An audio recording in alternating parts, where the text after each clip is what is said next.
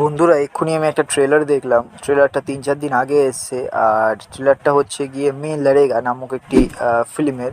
তো এটি একটি হিন্দি ফিল্ম হতে চলেছে, মে লড়েগা নামক। বাট আপনাদের অবশ্যই একবার দেখা উচিত ওই ট্রেলারটাকে। কি দারুণ ট্রেলার! মানে একটা এটা ট্রেলারে বলা হচ্ছে যে এটা একটি নাকি ট্রু ইভেন্টের ওপর এই সিনেমাটি তৈরি করা হচ্ছে। আকাশ প্রতাপ সিং নামক কোনো ব্যক্তির উপরে। তো তার একটা বায়োপিক বলা যেতে পারে। আর এই ট্রেলারটা যেরমভাবে দেখানো হয়েছে, মানে এটাই বেশি ভিউ আসেনি। আর ট্রেলারটা নিয়ে মানে সিনেমাটা নিয়ে কোনো হাইপ নেই সেই বিশাল কিছু। মানে অ্যাকচুয়ালি এর কারণ এটা হতে পারে যে এই ট্রেলারটা নিয়ে হাইপ নেই বা এই সিনেমাটা নিয়ে হাইপ নেই, কারণ কোনো বড় স্টার আই থিঙ্ক নেই এই সিনেমাটায়, তাই জন্য এই সিনেমাটা নিয়ে কোনো হাইপ নেই। বাট কোনো সিনেমা হাইপ না থাকলেও সেই সিনেমাটা ভালো হতে পারে। এটার একটা খুব দারুণ এক্সাম্পল হচ্ছে গিয়ে মেল লড়েগা নামক সিনেমাটা। ট্রেলারটা আপনারা একবার দেখুন। আই থিঙ্ক ৩-৪ দিন আগে এসছে ট্রেলারটা, আমি আজকে দেখলাম। তো অ্যাকচুয়ালি জানতাম না এসছে, কারণ হাইপ নিয়ে আমি আগেই বললাম। বাট একবার আপনাদের দেখা উচিত অবশ্যই, কারণ এই যে ট্রেলারটা যেরমভাবে ট্রেলারটাকে দেখানো হয়েছে, সিনেমাটা যেরমভাবে আসছে, দেখুন ট্রেলারটাকে দেখানো হয়েছে কি একটা ছেলে যে নিজের লাইফের প্রবলেমসগুলোকে কাটিয়ে কী করে নিজেকে প্রতিষ্ঠা করছে সেরকম একটা জায়গা থেকে। তো ছেলেটা প্রতিষ্ঠিত হওয়ার জন্য জীবনে একটা বক্সার হয়ে যাচ্ছে। তো এটা অনেকটা ফিল দিচ্ছে আমাদের সুলতানের মতনই। বাট আমরা লাস্টেও জানি যে সুলতানের যেরকম সব ঠিক হয়ে গেছিলো, এটা তো অবশ্যই ঠিক হয়ে যাবে। স্টোরিটা খুব বেশি প্রেডিক্টেবল, বাট তাও সিনেমাটা যেরমভাবে তৈরি করা হচ্ছে ট্রেলারটাতে যেটা বোঝা যাচ্ছে, আর সেটা খুবই দারুণ। আর যে অভিনয় করছে লিড অ্যাক্টর, সে দুর্দান্ত পারফরমেন্স দিচ্ছে। প্রথমে দেখানো হচ্ছে ট্রেলারটা একটা জিরো ছেলে আছে।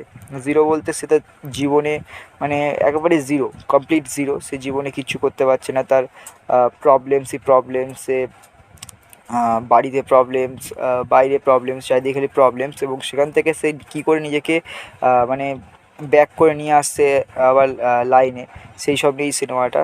আর সিনেমাটা দুর্দান্ত অ্যাক্টিং করেছে, আমি বললামই যে লিড অ্যাক্টর রয়েছে। তাছাড়াও স্টোরিটা ট্রু স্টোরি, সেটাও আমি বলেছি। এই সিনেমাটায় যেটা আমার ট্রেলারটা ভালো লেগেছে, বাট ট্রেলারটাকে খুব তাড়াতাড়ি কাটা হয়েছে। খুব তাড়াতাড়ি ট্রেলারটা এগিয়েছে, যাতে বোঝা যাচ্ছে না স্টোরিটা অতটাও, বাট আপনি আইডিয়া করতে পারবেন ট্রেলার দেখে। আমি রেকমেন্ড করবো অবশ্যই আপনারা এই ট্রেলারটা দেখুন এবং সিনেমাটাও দেখার চেষ্টা করুন।